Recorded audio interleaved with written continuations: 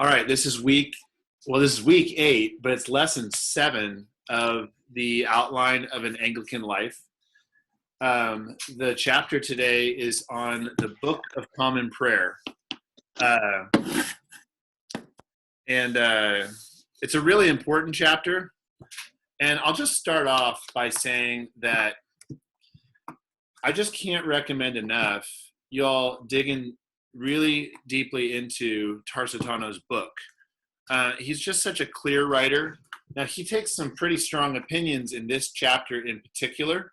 We're going to talk about those. And he's a pretty opinionated guy.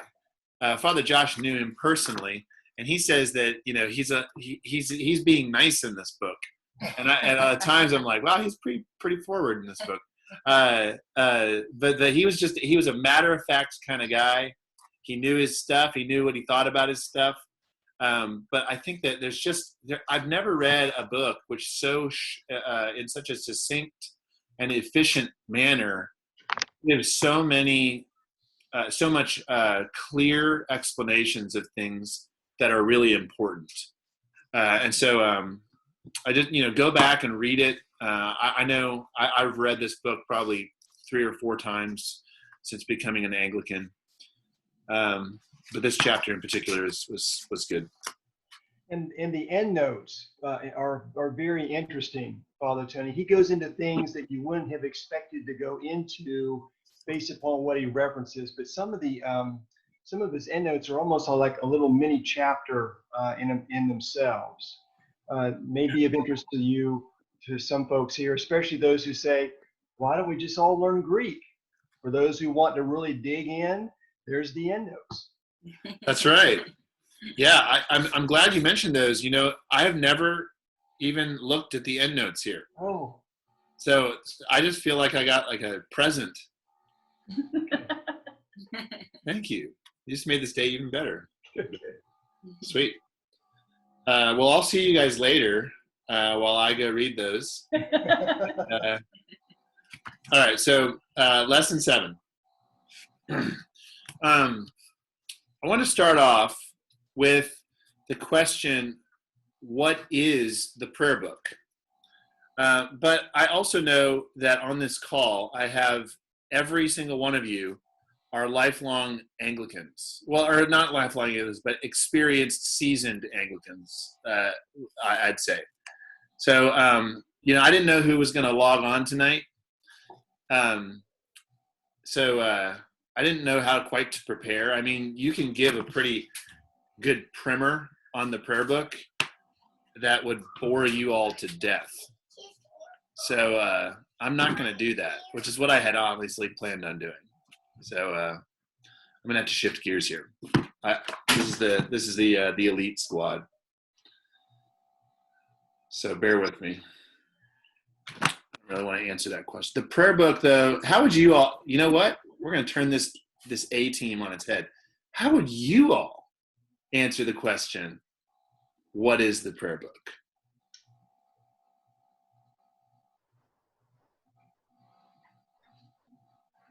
And guys, I'm just going to wait on you until you answer. So I feel like I could lean on this group. I asked Suzanne for her answer.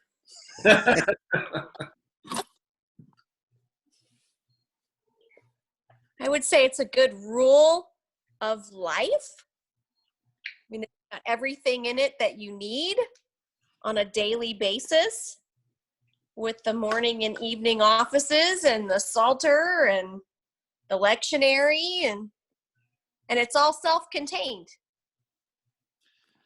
That's a really important way of explaining the prayer book. Another way of saying that it's a rule of life is to say that it's an ascetical document. Ascetical comes from the Greek word, Erica, pay attention with the Greek here, askesis, right? Meaning discipline. Like if you're training to be an athlete, you would go under a process of askesis. And so ascetical theology and ascetical works, like the prayer book, is theology or literature or thought that's meant to contribute to your training as a Christian and your sanctification as a Christian. So this is like Josh Kellum, who's on the call, just gave Vandy and I the discs for P90X. So we've just been and we've been doing P90X for a few nights. I can't walk. And so, but that little pack of DVDs it's in some sense it's an aesthetical document, in a different sense, of course, than this would be. But that's this is a plan for your growth into the image of Christ. So it's a rule. How else would you explain what this book is?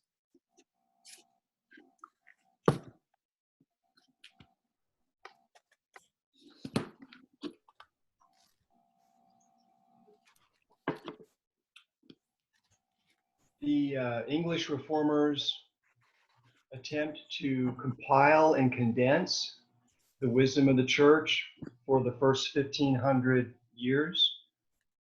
Yeah. Mm-hmm. Yeah, so it's a condensation and a deposit, of the patristic liturgies and theologies. Yeah, that's a really important thing to understand about the prayer book, because you could see it as a reformational product merely, as if they were trying to reinvent something, and it's certainly not that. It's meant to take all of the riches, and to put them together in a book that can be used by the church. Yeah, really good. What else? How else? These are good answers. It's on my forehead. I know. It's in the vernacular, which was a big deal back then. To put something in the hands of people that was in their own language. Mm-hmm. So it's prayer, the prayers of the people. Yeah, it's meant to put prayer, the liturgies of the church, into the hands of the people. Good. And it's at the very base level, it's a collection of liturgies, right? It's the rites and ceremonies of the church in published form. At the very base level, or the most basic level, that's what the prayer book is. It's the formal liturgies of the church. And we talked about the validity of the sacraments a lot in the last month, and how there's the mark of validity of is it form? That's the words. I get lost on this. I think it's form. That the proper intention and form are required, and you find the intention of the sacraments and the form of the sacraments in the prayer book. And so it's a way of ensuring that as we go about the ministry of the church, that we are in obedience to what Christ says about how to do things. Good. Any other idea? Any other ways of answering what the prayer book is? I would say it's also a rule of believing. Like the law or rule of prayer is the law of believing. So it's a way of applying to the common people. Common, as Tarsitano says, not being a bad thing. A way of tying them all together in the historic prayers of the church, which means to be tied to the historic faith, the beliefs of the historic church that were passed down. Yes. Yeah. One thing we mentioned earlier in the series is that the Anglican Church is not a confessional church. We have no confession other than the creeds. In the Lutheran Church and in the Presbyterian Church, they have long, detailed confessions, which serve as kind of a condensation of their official systematic theology, so to speak.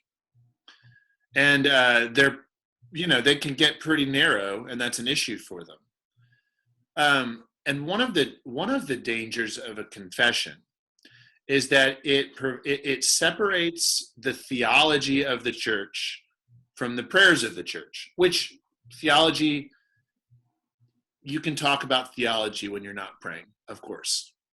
But from the very ancient tradition, theology and prayer have been tied. On our website, you might notice the quote from St. Evagrius: a theologian is one who prays. And so in the Anglican Church, theology is intertwined with prayer. And so really, if we have a document that most expresses our doctrine as a church, it would be the prayer book. What do we believe about baptism? If we were going to ask what an Anglican believes about baptism, where would we go?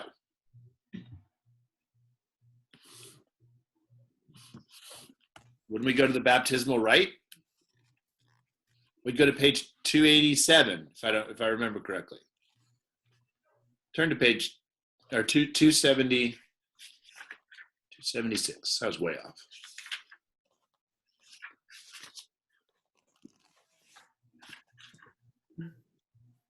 I'm almost there. You'll be able to find it quicker on Trinity Sunday, I hope, Father Tony. I hope so too. I'll be more prepared. Turn to page 280. Everyone turn to page 280 in their prayer book. You definitely need to have your prayer book today for a class.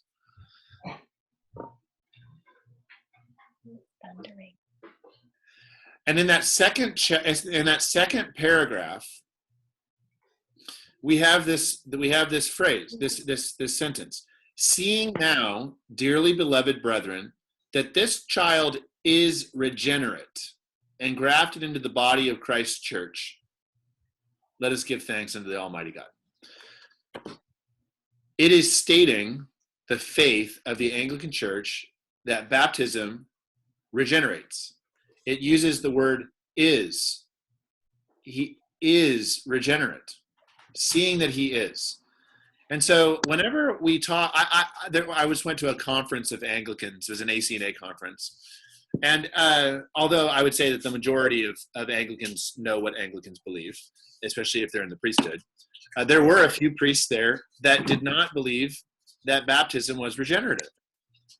And I was just boggled by it, because I was like, have you not read every single prayer book in the history of the Anglican Church? It says right here, this child is regenerate. I only bring this up because this is not only an ascetical document, it is not only a historical document in that it's a compilation of the patristic church. It is not only a formal document in that it contains the liturgies of the church for use, but it is also a theological and a doctrinal document, as Father Josh has pointed out. It is the theology of the Anglican Church in a book. And it has really a lot of value for that. Any other contributions before we move on?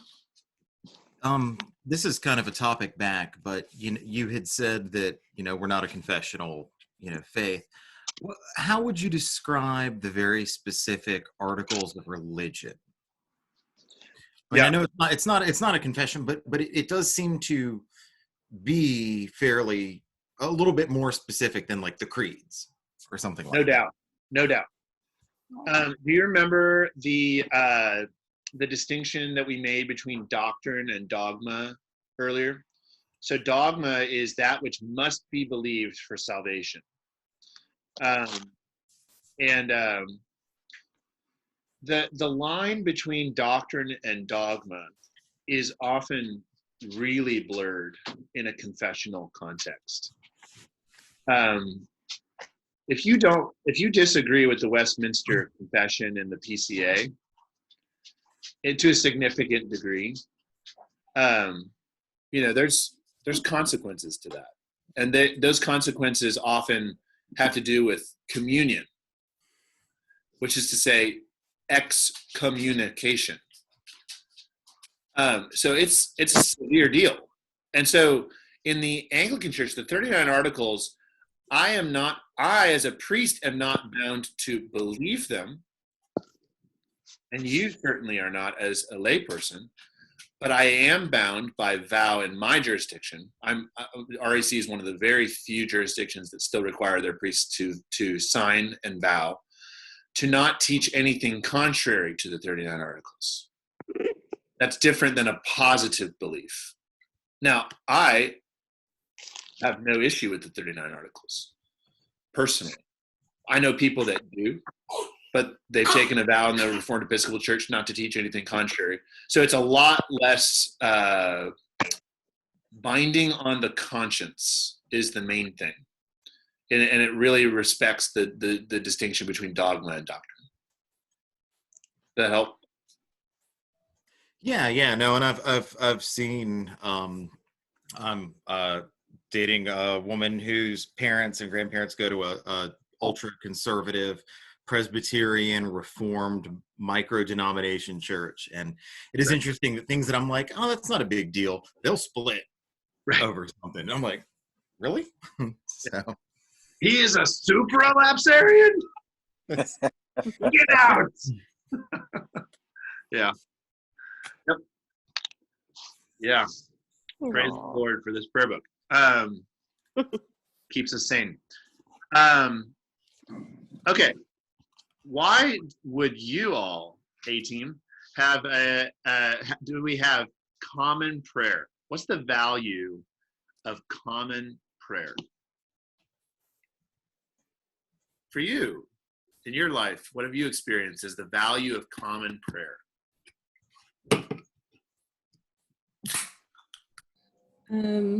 Well, I will say that I like that the prayers are formational, that they teach us, and I find it very liberating when I don't know what to pray, to just have the book and to not have to worry about coming up with my own words.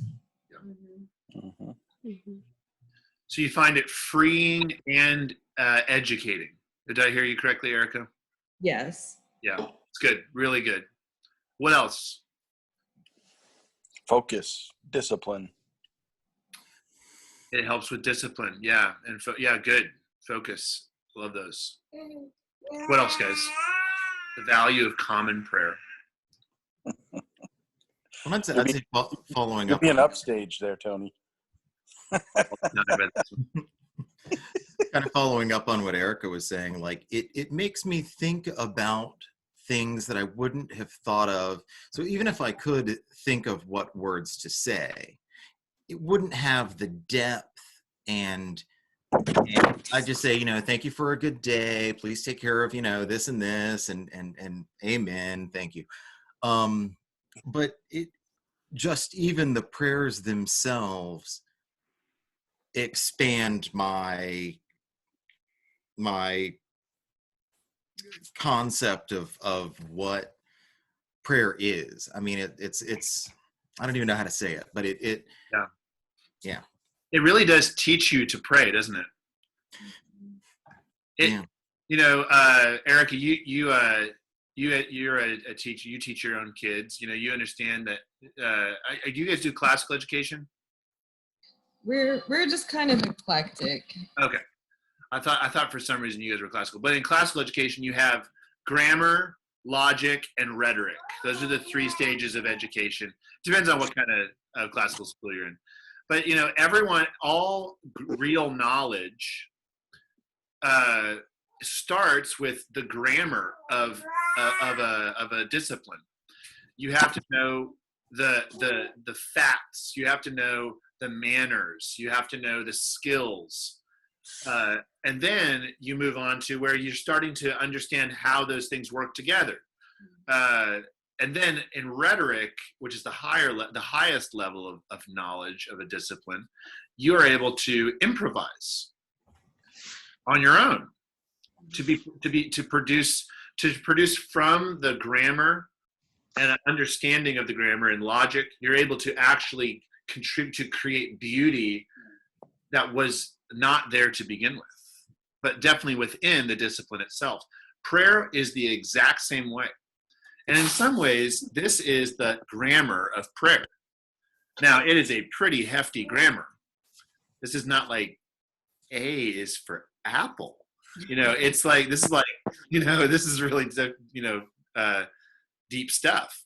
But you can, after you've been, and I'm sure all of you on this call, you guys have been raised and trained in this. Now you guys can riff off these prayers pretty well, I bet. I mean, if you had to pray, if I asked any one of you guys to pray, my bet is that you guys would do a pretty darned good job, because you'd probably be grabbing all of these different phrases and ideas and connotations that are embedded in this prayer book and doing your own riff. Have you guys ever experienced that? Riffing in prayer. Right.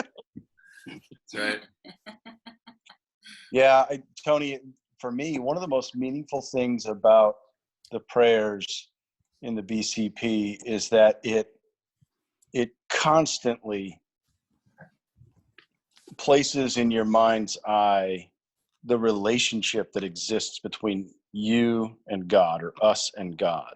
And it doesn't allow a lot of latitude to get out of, this really healthy balance of intimacy and transcendence. There's just this powerful balance of the two. You never have just total transcendence, and you like sinners in the hands of an angry God kind of transcendence, and you never have, I love thee, Lord Jesus. Like, you just have this incredible balance. Sure. That when you, at least when I find myself in prayer, you are humbled from a transcendent perspective, and yet you're comforted from an intimate perspective. That's a great way. That's really good. Yeah. What strikes me about what you were just saying, Brother Josh, is that it's a book that it has the wisdom of the church in how to approach God in prayer. Yeah. It's almost like if everyone had to navigate the approach of the almighty and in some ways unknowable God, and they had only their own experience and intellect to rely on, we would all be lost. But this is almost, it's one way to describe it as a kind of a distillation or a compilation of the wisdom of the church, or of the piety of the church. But also, it's almost like a deposit of, hey, this is how we have interpreted the scriptures about how God is to be approached. Not to go on to one side of the extreme or the other, but a wise, accurate path. Tarsitano says you wouldn't ever trust a doctor who is saying, hey, hand me that sharp thingy, as opposed to a scalpel. And, prayer is obviously more serious than surgery. One way that I want to add to the conversation about why we have a common prayer is often one of the last things that Christians nowadays think about when it comes to faith. And that is culture. James K. A. Smith is a Reformed scholar who's done a lot of work about the function of liturgy in the building of culture. Yeah, Josh is a fan of K. A. Smith. If for a faith to become deep within a group of people, they have to create some sort of culture, some connectivity, some group identity that's surrounded by liturgies and rites and ceremonies and language and memory. And if we don't form these, think of it as spindles and webs of connections between people and ideas, then the faith will slip through. Hey, sweet Evelyn.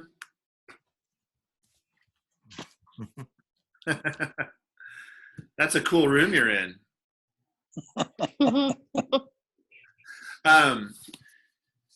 And this is what's so often lost. And it's one of the reasons why churches, and the Anglican Church is included in this too. This is the reason why a lot of churches have such a difficult time handing down the faith to the next generation. Bishop Ackerman is kind of a legend in the Anglican Church. He was actually Vanny and my marriage counselor for many years. He once said, if your children can say, this is the way that we do these things, if this is the way that Christians do these things, or this is the way that my family does these things, then you have a shot at handing down the faith. Which is to say, if you don't create a common culture, then the faith cannot be handed down. We tend to think about faith in terms of individual experience and proposition. And it's missing that whole other sector of life, which is the web of connections and memory and experience that we have together. This is one of the reasons why we use the King James Version. It's because for many people, this is the version of the Bible that they have memorized. And it's also the version of the Bible that's most eminently memorizable, by the way, because it was written as a poetic document. But if we all have the same memory in common, and if we all have the same prayers in common that we know, that creates a bond between us that will sustain the faith from generation to generation. Does that make sense? Good.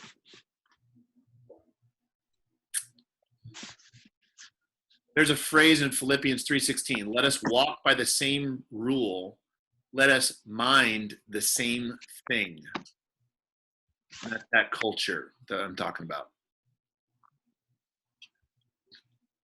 All right, we're going to start getting into why the prayer book is so important to Anglicans and why we fight about it so much. Fun. Why do you guys think people fight about the prayer book so much?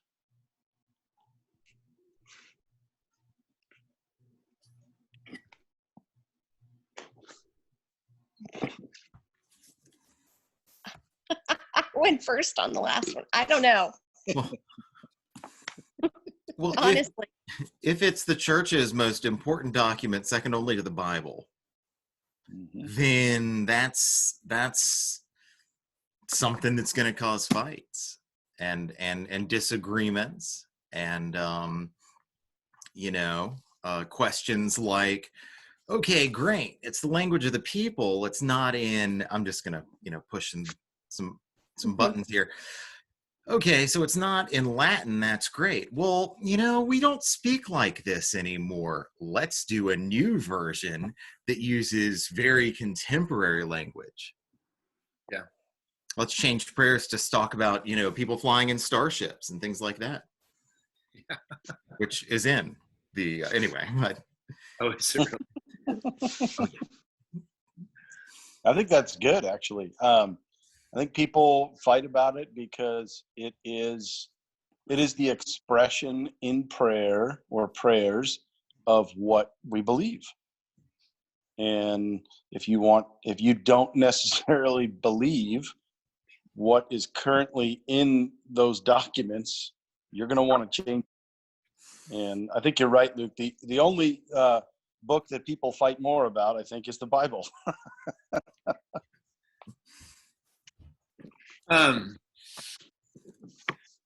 We have the phrase lex orandi, lex credendi. And it's this idea that the prayer book not only describes what we believe, it also prescribes what we believe. It's prescriptive and descriptive. And because it in the same in the same moment, it expresses what we currently believe, but it also forms the belief that it expresses in those who pray it, right? So it's not just it's not, if it was just descriptive, whatever, that doesn't describe me.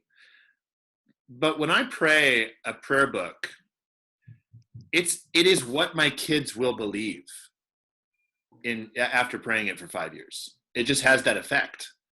It's why we say lex credendi, lex credendi, lex blah blah blah. But that's why we say that, because it has this power to form us. So I mean, when people go to making significant changes in the prayer book, it's a big deal because it's changing the theology of the church. Now let's bring up the 79. Tarsitano doesn't like the 79 very much. I don't know if you guys gathered that from this book. In fact, he said that the authorization of the 79 prayer book destroyed the legitimate authority of the Episcopal Church. I've never heard that argument, but it is an argument. I don't know. What is your guys' take on the 79? Let's jump into the weeds. And I'll start off. I started my journey into the Anglican Church with the 79 prayer book. I did not come directly into the ACNA. We were influenced by a friend of mine who was going to a tech church, used the 79. I still have it on my bookshelf. And I fell in love with the prayer book by praying the 79. Now I did Right that. one or right two? I didn't even know the difference. For me, it was morning prayer. That's all we used it for, was morning and evening prayer. I never went to an Anglican church, so I never really got to see right one or right two. It was merely a way of doing, I was an evangelical at the time, it was my way of doing my quiet time. And I fell in love with it. I was like, oh my gosh, they have a Bible reading plan in this book. So all that to say, I found a lot of goodness in the 79. Now I'm in a 28. I've been trained in a 28 church.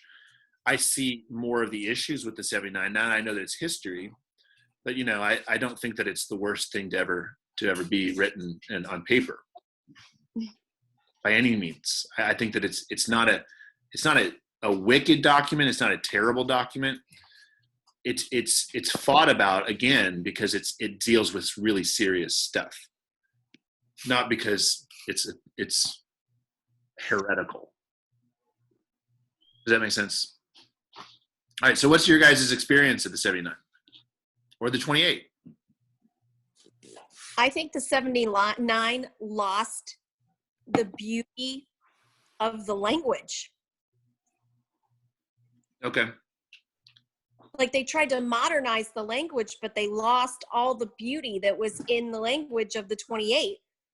And, prior to that, like, we've got that 1662 was printed in 1674. It's almost verbatim what's in the 28 from, 250 years prior. Yeah, I And think they lost- sorry, Suzanne, you go ahead. No, I'm just saying they just lost that. Yeah, I mean, I think that's a fair criticism. I know a lot of people that use the 79, and they agree that it's not as beautiful in its language as the. Sorry, baby girl's going nuts. She's agreeing. Yeah, even Erica and Luke, I know you guys use the 79. I don't know. Would you guys agree that the language is more modern and less oriented towards beauty and more oriented towards ease of use? Would you say that that's fair? What was the second part you said? It's more oriented towards clarity and ease of use. I don't want to be unfair. And you guys kind of, it better than I do. It, It's not to say that might be a really good thing, that it's more clear and easier to use. I'm not making a value judgment. I'm just asking, do you guys agree that it's less beautiful in the language? well, I mean, I guess that's somewhat subjective.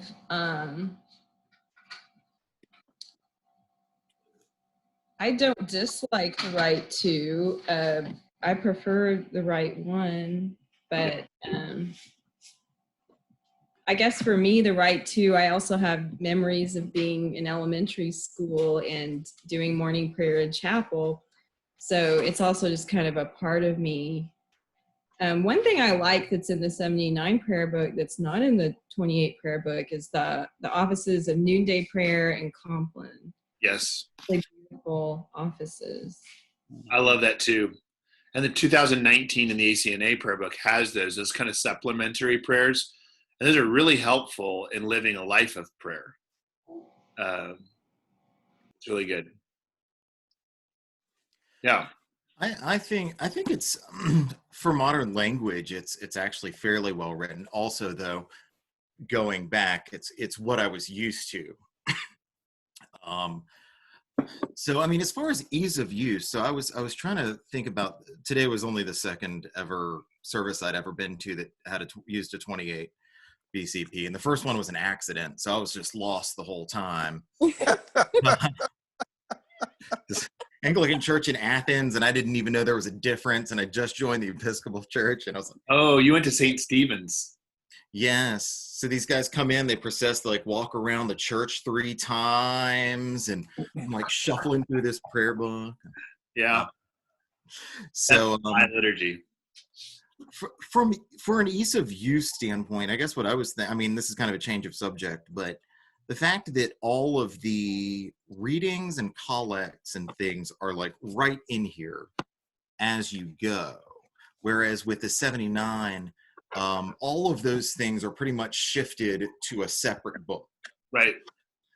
So it streamlines, you know, when I looked at the Eucharist service today, I was like, oh no, this is like 20 pages or something. This is going to take us an hour just to get through this liturgy. And then I realized, well, no, it's just listing different seasons and things like that. Right. But this is much more self-contained. I don't have to have 2 other books to work a service. But I'm not sure if that's better or worse or just different.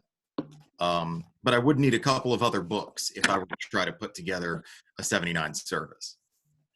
Sure. Yeah.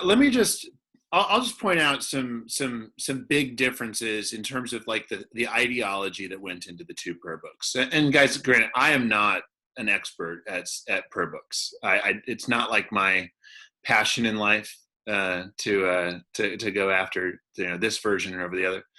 But as Luke just pointed out, the 28 prayer book is much more of a self-contained document, and it's because it's intended to have more of an ascetical value.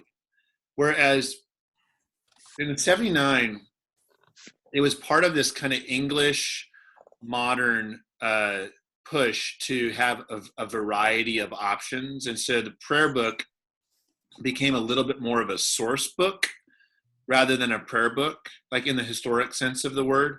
Like people used to, I mean, Josh has some really great collections of, people used to have these miniature prayer books. It was like a really common thing that you'd carry your prayer book around because it was intended to be the entire life of a Christian in the formal sense of its prayer within a book. But then we had all these like sets of books in the modern age because everyone wanted to have variety. So we even had Rite 1 and Rite 2. Let's just leave off the value judgments as to whether that's a good or a bad thing. As Erica said, some of these things are a bit subjective, but it is a difference in ideology. Here, before we move on, there's some other things I want to get to. I want to give you my what I think is a fair caution about the 79 that I have personally. Granted, this isn't a vendetta of mine. When I look at the 79 prayer book, I look at the history of the Episcopal Church starting in, let's just say the 50s, but really the 60s is when it really started to heat up. this is probably one of the most unhealthy eras of the church in the history of the church, was kind of that devolution of the Episcopal Church around, that time into the 70s and 80s. It wasn't a great time for the church. And it was at that moment in the history of the church that they said, we should do a revision of the prayer book. That sounds like fun. And the convention that they put together was notoriously, let's just say, they had a lot of variety to the convention. It wasn't a very well received selection of people on it. There's a lot of contention around the 79 prayer book, and so it came in a confused time, in a very contentious process, and the product was really controversial when it was received. Now, we're past a lot of those wars, so that people, when it's like, well, it's no big deal, right? At the time, it was a nuclear bomb to the church. And there's a whole continuing movement that started because of this document. So I don't want to wade into the weeds of the differences, because maybe they're really minor. I'm not an expert here. But, I think that whenever something really splits or causes a lot of dissension in the church, it's important that you at least know that. Say, hey, this was a bombshell. This is a big deal. I look at women's ordination in the same way. Wherever you are on the issue of ordination, it's a very important thing as someone to be a part of the church to say, hey, this theological issue, before we even talk about it, let's just affirm that this has completely ruined some 30 ecumenical conversations that were going on at a certain time. Like, they don't even talk to us anymore in the ACNA because of this, what's considered, even by those who hold it, to be something of kind of a new and novel doctrine. So before you even wade into the weeds, as a theologian, you have to be able to point to something and say, this has been extremely controversial. This has harmed the unity of the church. Maybe it's right, but it's certainly been contentious. And that's the way I look at the 79 prayer book before I even look at what it says. Does that make sense? I don't want to be unfair to it. And with that, so when that was created, my understanding at least is, so what you'll find is a lot of the pronouns, so gender pronouns, were kept male but italicized, because a number of women, I can't remember if it was 7 or 9, they've got like the Philadelphia 7 or something nickname, had been ordained in violation of canon law. And so that had already happened. And so instead of saying, okay, those are invalid, but now we'll talk about it, there was a protest movement going on. So it wasn't just a discussion over what do we think. There was also huge pressure, and it wasn't sitting down for a rational conversation as much as it was, like some kind of 60s demonstration and people are shouting outside your window. And so it was messy. And then they just regularized those ordinations, but without taking into account that it was a violation of canon law at the time. But anyway, yeah. Yeah, and it's I'm not going to say that the prayer book should not be revised during times of controversy, because when you look back at like all the editions of whenever prayer books were written and revised, like people's heads were getting chopped off, and it's a new regime. It might be a little bit unfair to the times, but it's just all I'm trying to say is it wasn't the healthiest time for the church. It's not the time that I would have chosen to do a massive revision. Of all the prayer books, it's the most discontinuous. It has the least continuity with the prayer books before it.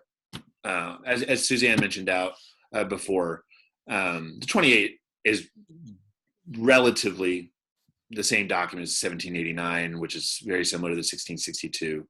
I mean, they didn't change a whole lot about them. And there are those in tech right now saying that it's about time for another revision. because it's still way too patriarchal, and it still doesn't give you enough options, and it doesn't, we need to incorporate an eco-feminist view. Anyway, just things like, I mean, so there are still demands that to revise that, and luckily they've been held off. But yeah, that'll be an interesting document if that ever happens. Mhm. Okay, we have 10 minutes, so I want to make sure that thankfully the last part of this was going to be a really basic walkthrough of the prayer book, and I'm not going to do that with this group, although I think it would be helpful for some of the newer people. I might make a separate video just to explain some things. But what should I do?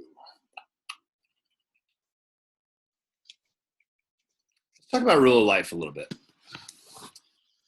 What would you guys say is the classical Anglican rule of life?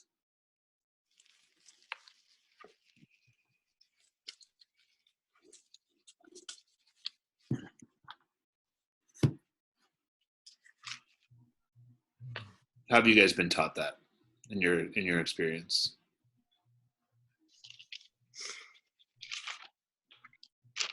I'll go with Martin Thornton.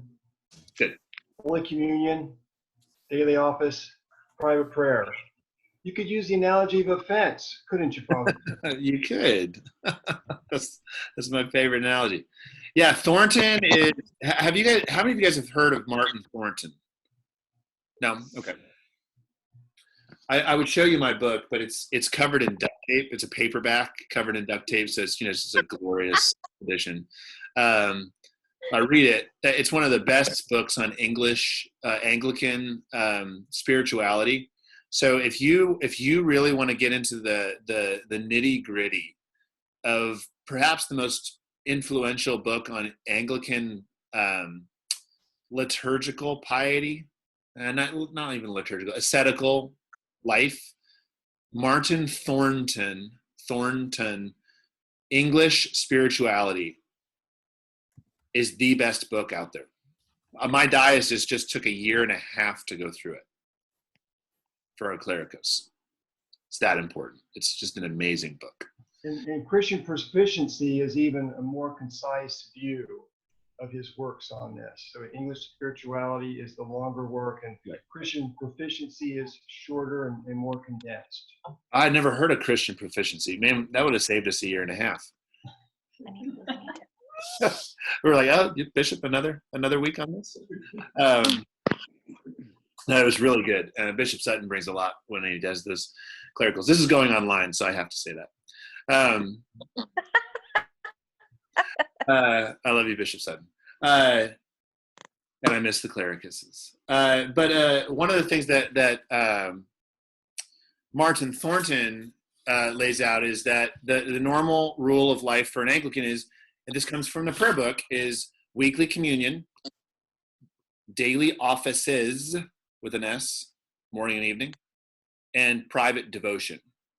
Now, I want to just make a quick argument about that, just in case there are, just in case, to bring us all on the same page. When you look at, turn to page 130. Just to pick one. That's what I opened to first. And you'll notice it says the 4th Sunday in Lent. And then you'll notice that the next week it says Passion Sunday. Keep flipping with me. Palm Sunday. And then we have a few days in a row for Easter. There's a propers appointed for every Sunday of the year, and then others besides. And so, just like with natural theology, we can take creation and make theological prescriptions and doctrine from that. We can take the prayer book as it's written as being prescriptive for what we ought to do. How the reformers who wrote it, and how the bishops who approved it intended us to live. If they gave us propers for every week, then you can reason that they wanted us to worship Eucharistically every week. using that, of course, we also have the lectionary. And given that they have readings for every week for the offices, we reason that we're supposed to pray them every day, Monday or Sunday through Saturday. Because do they give us readings for morning and evening prayer on Sunday? They do. And so the intention is that the morning offices are offered every day in the morning and evening. The clergy take vows to do this, and the laity are encouraged to do this. Tarsitano says it is the duty of every Christian to pray daily in the morning office. The ancients called it the Opus Dei, the work of God. And specifically, the chanting of the Psalms by Saint Benedict is called the Opus Dei, which is at the heart of the morning and evening offices. Office comes from the Latin officium, meaning the duty owed to one's lord or vocation. And so it's the daily duty, and it's the fulfillment of the daily sacrifice. And so the rule of life, as it's described in the prayer book, is weekly communion, daily offices, and private devotion. And I won't bore you all with my analogy of the fence, since I know that I've already told you that before, but it's a really good one. And if you don't know it, then you'll just have to ask me later. Kellums, have I told you guys the analogy of the fence? I won't bore you. All right, moving on.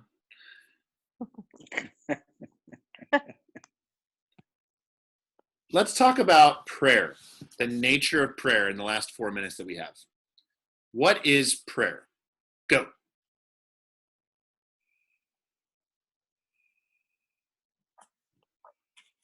Connecting with God. Good.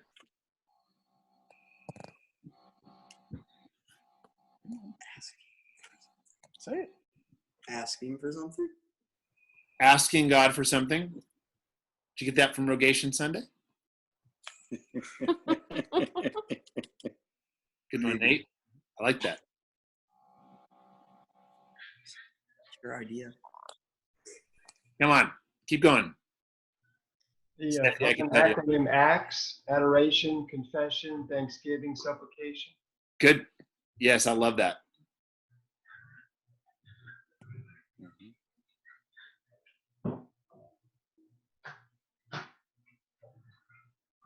Come on, guys. You got more than that.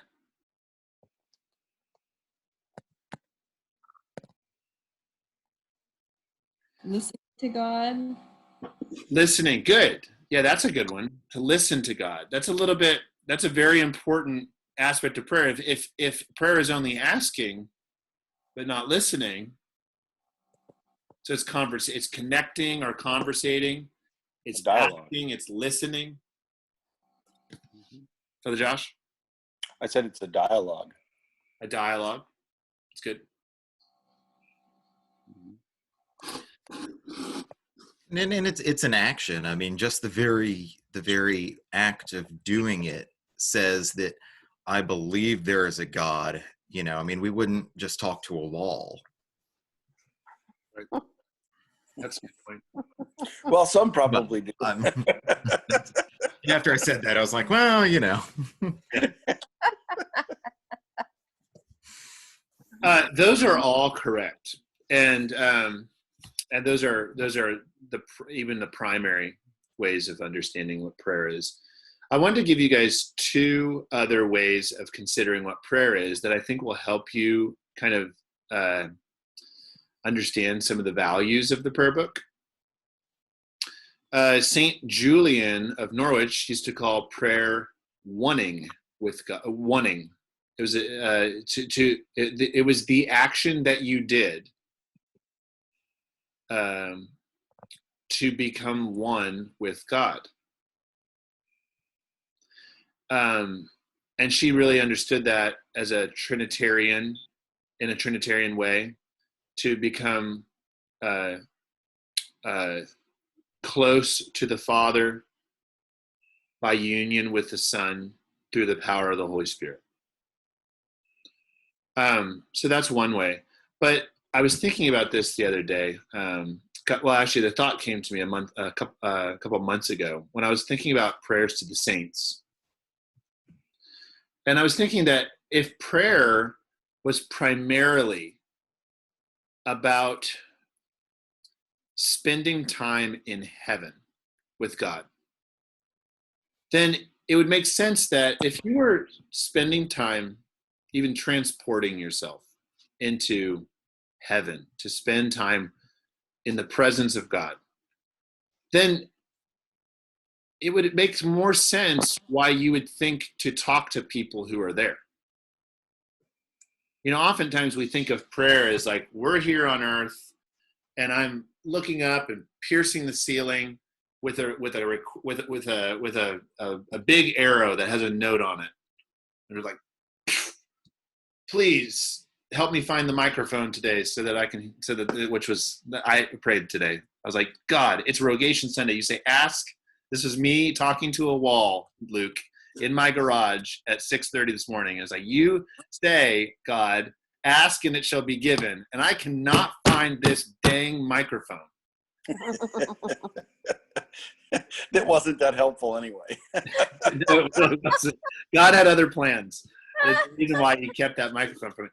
But we often think of prayer that way, as primarily petition. But prayer is, honestly, it's about enculturating yourself to heaven. It's getting used to it, to heaven, spending time there as opposed to here. And in that way, there's this entire world. We believe that heaven is this fully orbed place where God exists, especially with those who have died to be with him.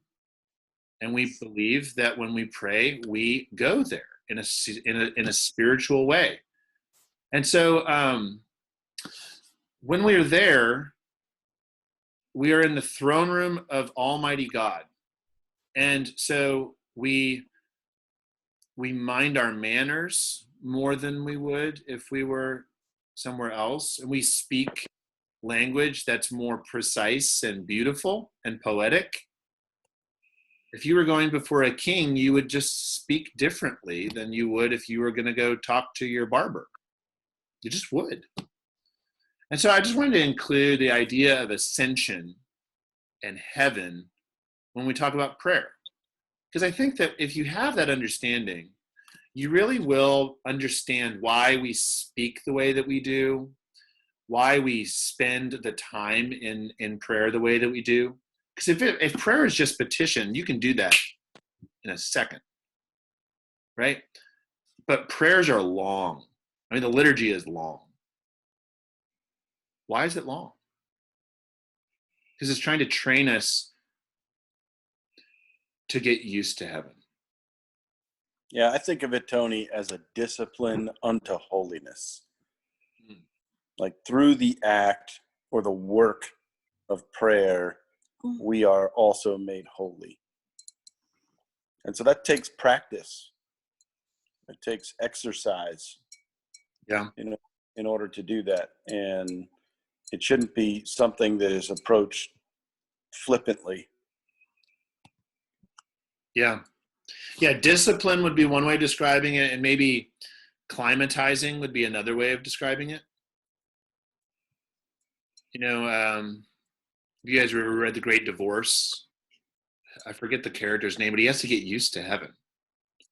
When he gets there, everything's a lot more real than he is, and it hurts. The grass is sharper. You guys remember that part of the book? Yeah, we need to go through that book again. But he has to get used to heaven. It's uncomfortable for him as a neophyte. And that's part of what prayer is. It's climate. It's getting used to heaven, becoming comfortable there, letting that be our real life, letting this become less real than that. So thank you all for joining. Thank you. Yeah, thanks. Yeah. We have our first Theology on Tap this Wednesday back in person. Uh-huh. I think the topic is really going to be a good one. I don't think that about all my Theology on Taps, but I won't ever tell you that. Some of them I'm like, ugh, I have to think. I have to talk about this for an hour and a half. But this one's actually going to be awesome. It's called The Sanitized Life, Secularism, and the Dread of Death.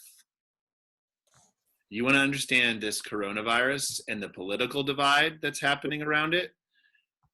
I'm not saying I have the answers. You all do, especially after we have a couple of drafts. We'll have all the answers.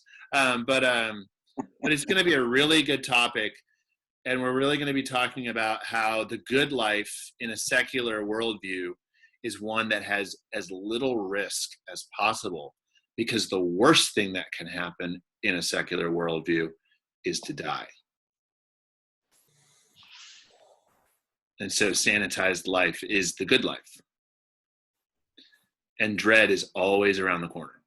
So I hope that you guys can make it to McCracken's. If you can't, I'll still Zoom it from location. And so you can still participate that way. Because I know some people are very much still quarantining, and that's I understand that. But it might be a little loud. We'll see. All right. Have a great night. All right, you too. Thanks. See ya. See you later.